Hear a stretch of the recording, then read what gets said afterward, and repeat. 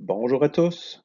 Ce matin, un petit complément d'information pour vous guider sur les dessins d'assemblage et le dessin mécano-soudé qu'on aura à produire pour la remise numéro 2 du projet de conception de gabarit de montage.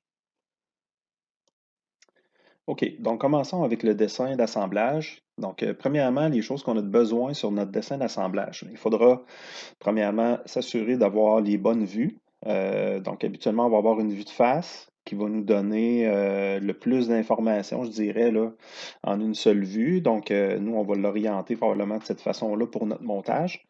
Et ensuite, vous allez avoir, bon, une vue du dessus et une vue de côté. Je pense que c'est pas mal le minimum. Si vous me faites moins de vues que ça risque d'être un peu difficile à comprendre au niveau de la géométrie. Dans vos vues, assurez-vous de ne pas avoir trop de détails, dans le sens enlever les arêtes tangentes, enlever les lignes pointillées pour être sûr d'avoir un dessin qui est clean. Donc, si je zoome un peu, euh, bougez pas. Donc, si j'essaye de zoomer cette portion-là, donc on voit ici, j'ai pas de ligne pointillée, j'ai pas d'arête tangente. Donc, mon dessin n'est pas surchargé de lignes, là. Sinon, ça devient très difficile, ça devient assez chargé comme vue. Aussi, en partant, j'ai oublié de vous dire, mais ça prend un format D, hein, donc ça prend un grand format de feuille ici pour travailler, si on veut avoir de la place pour tout mettre notre montage. Dans nos vues de dessin d'assemblage, probablement que ça va être trop petit pour démontrer, par exemple, les clamps, les façons que les pièces sont assemblées, les boulons, etc. Donc, attendez-vous à avoir à faire, soit comme j'ai fait ici, des vues agrandies pour bien montrer chacune des composantes, ou encore, ça pourrait être des vues en coupe. Là, j'en ai pas fait ici, mais vous pourriez avoir, par exemple, une vue en coupe, supposons de cette portion-là ici. OK? Et puis le résultat de cette coupe-là, ben, je peux le prendre puis l'envoyer, supposons, ici. Puis, tu sais, faire du nettoyage un peu, là, tu sais, pour garder juste la zone qui m'intéresse.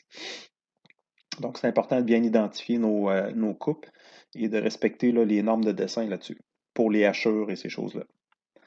Donc, maintenant, une fois que les vues sont bien positionnées, j'ai de la place pour tout voir mes pièces comme il faut. Les choses suivantes que vous avez de besoin, c'est des bulles qui vont démontrer chacune des pièces. Donc, vous n'avez pas besoin d'une bulle pour chaque pièce qui se répète. Donc, j'ai besoin d'une bulle pour une pièce. S'il y a un risque de confusion, à ce moment-là, on peut mettre plus de bulles pour la même pièce. Par exemple, si ma clamp numéro 2, elle revient à 4 endroits différents sur le montage. Il y en a 3 que c'est la même affaire. Donc, c'est, supposons, pour le montage ici de la fourche en avant, j'en ai 4 qui vont se répéter. Je peux mettre la bulle numéro 2, je peux la mettre une fois pour ceux-là. Puis si la même clamp revient dans un autre type de montage, supposons pour la fourche en arrière, ben à ce moment-là, on peut la répéter dans ce sous-ensemble-là, comme. Donc, dans cette vue-là, je veux dire.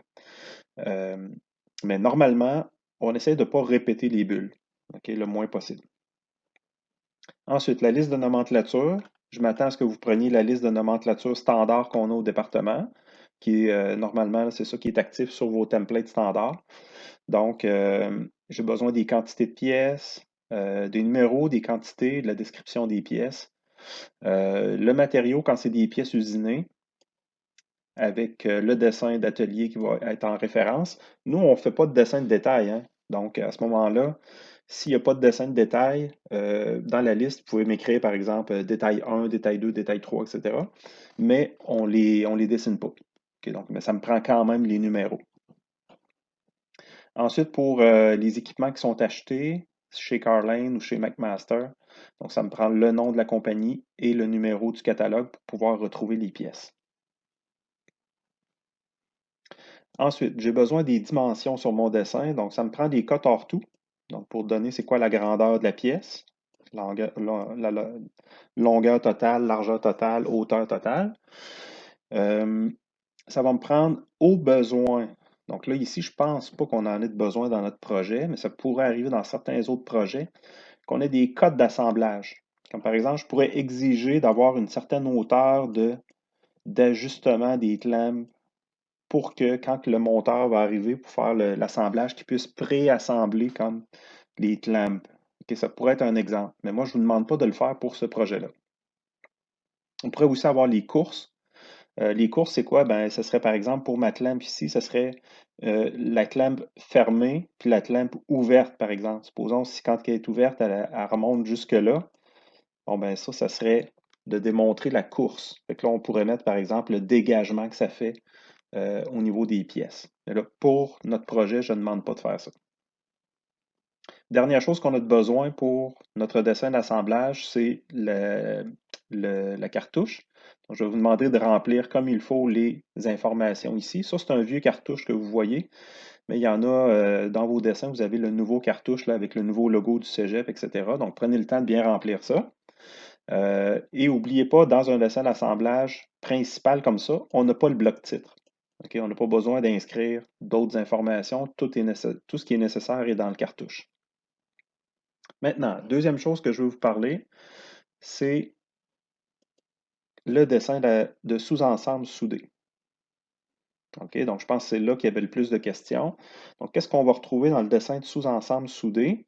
Eh bien, je vais y aller dans l'ordre, dans le fond, qui est comme j'ai fait un peu pour l'assemblage. Donc, premièrement, vous allez retrouver des vues.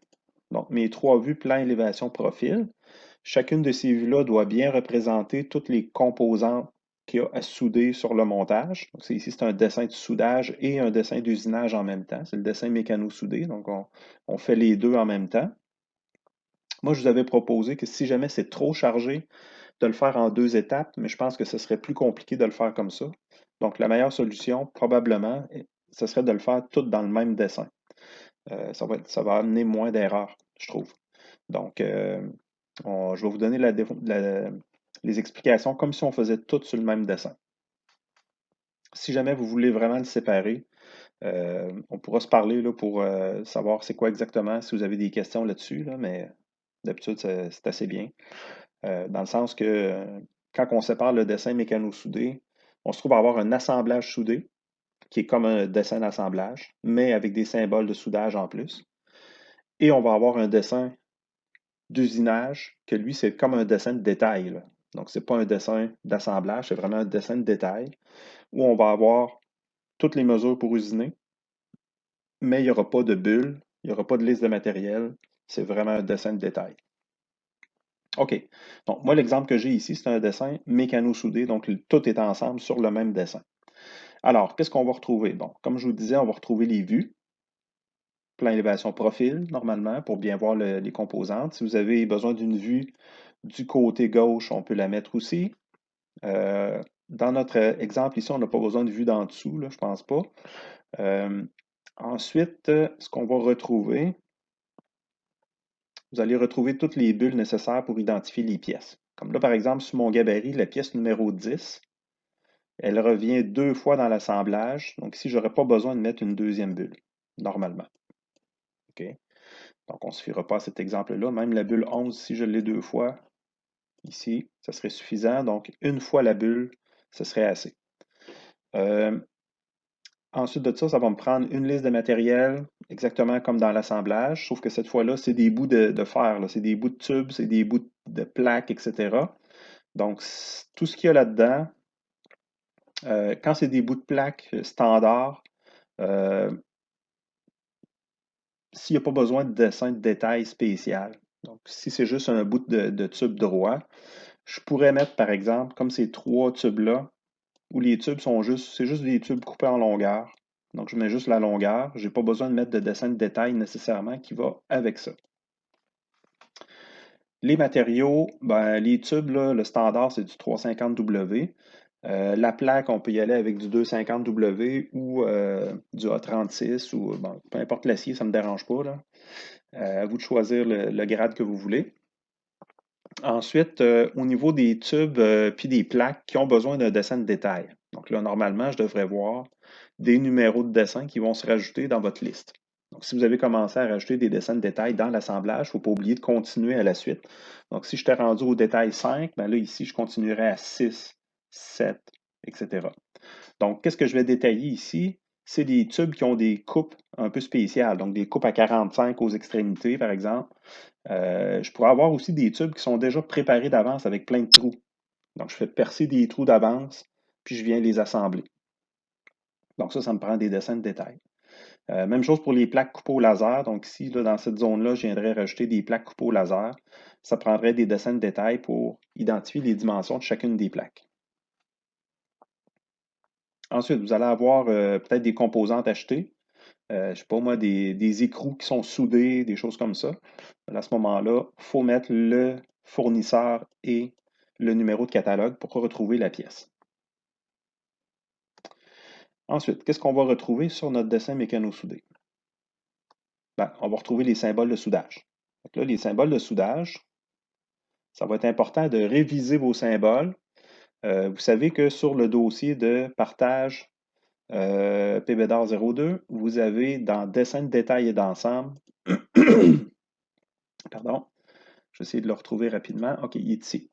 Vous avez un document qui s'appelle lecture de plan et soudage, OK, qu'on a vu l'année passée en dessin de détail et d'ensemble. Et puis, dans ce document-là, PDF, vous avez tout ce qui est explication pour les symboles de soudage. Donc, comment on va les utiliser, etc., les significations, les codes de préparation, de soudure, etc., les dimensions à respecter, etc., etc. Donc, tout ça est important. Il faut que vous reveniez là-dessus, puis qu'on fasse une bonne révision de tout ça. Ensuite, si je retourne à mon dessin, donc qu'est-ce qu'on retrouve aussi comme dimension? Ben, ça va être les codes d'assemblage. Qu'est-ce que c'est qu'une cote d'assemblage? C'est une dimension qui vient m'aider à positionner des pièces soudées. Donc, par exemple, ici, vous voyez la mesure 218, mais cette dimension-là part d'une portion de la structure jusqu'à une autre portion. Donc, le soudeur va devoir prendre son ruban mesuré, se faire une marque, puis venir positionner son tube à la bonne place avant de le souder en place. OK? Fait que ça, c'est les codes de soudure. OK? Les codes d'assemblage de soudure. On va avoir aussi des cotes hors tout, comme dans les dessins d'assemblage. Donc, vous avez les dimensions totales une fois la structure soudée. Et ensuite, on passe aux dimensions d'usinage. Donc, tout ce qui est cote d'usinage. Donc, ce qui va être important ici, dans le fond, les pièces qui sont préparées d'avance, comme par exemple, je vous donne les petites plaques qui vont au bout des tubes. Okay, je vais vous la zoomer. Là. Cette petite plaque-là, il y a 4 trous percés. Donc, ça, c'est percé avant mon soudage. Donc, je ne devrais pas voir normalement les dimensions puis les positions de ces trous-là. Pourquoi? Parce que c'est préparé sur un autre dessin. D'accord?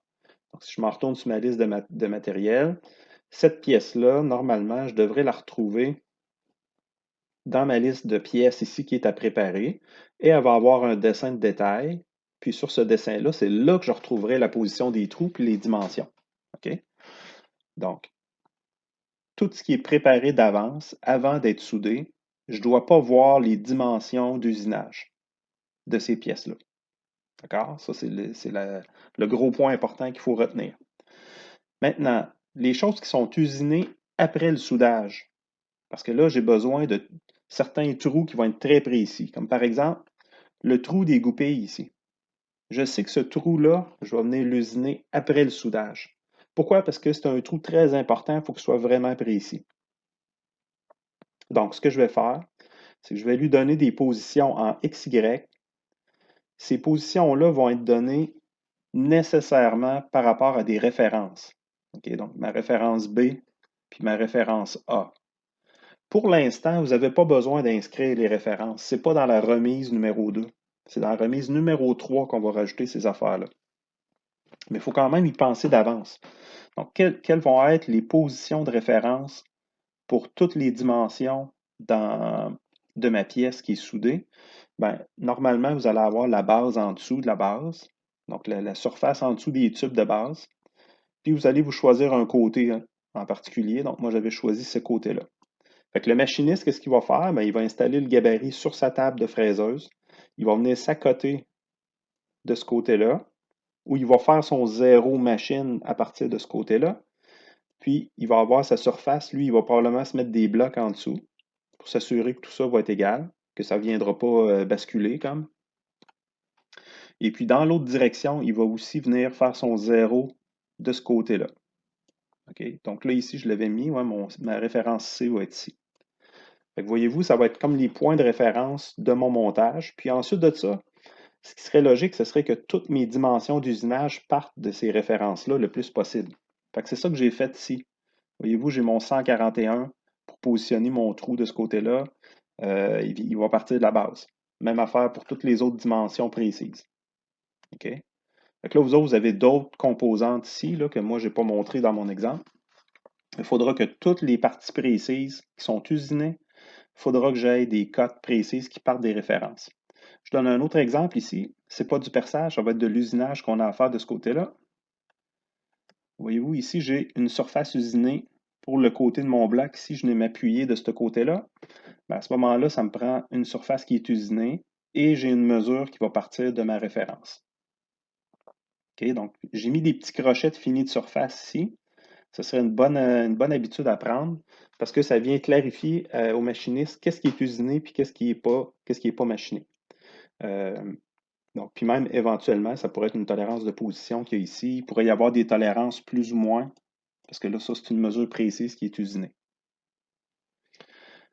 OK. Celle-là, moi, je ne la mettrai pas.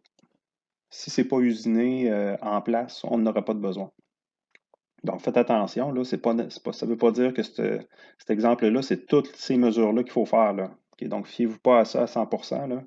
C'est vraiment un exemple pour vous donner une idée. Ce n'est pas nécessairement ces mesures-là que vous avez besoin. Comme ça, ici, moi, je ne les mettrai pas ceux-là. Pardon. Maintenant, qu'est-ce qu'on a de besoin d'autre? Donc, les mesures d'usinage, ça va être très important.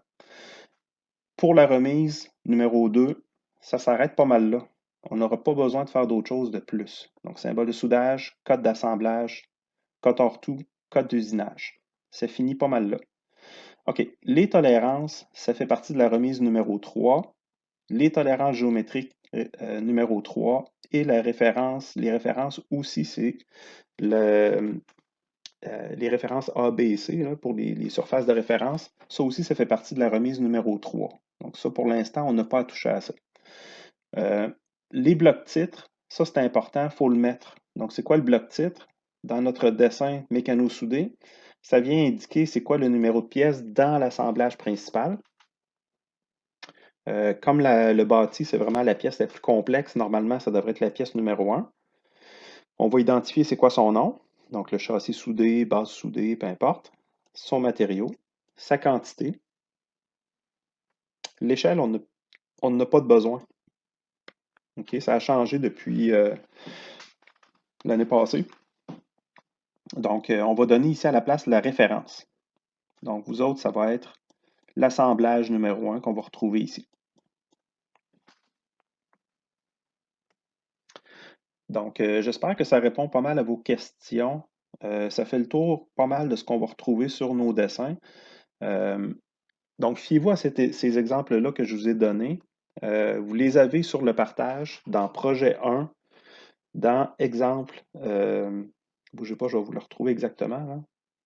Donc, dans projet 1, dans démo d'assemblage de soudage, sur le partage PBDAR 02, et vous allez retrouver les deux dessins que je viens de vous montrer. Donc, il y a un dessin d'assemblage, puis le dessin de soudage.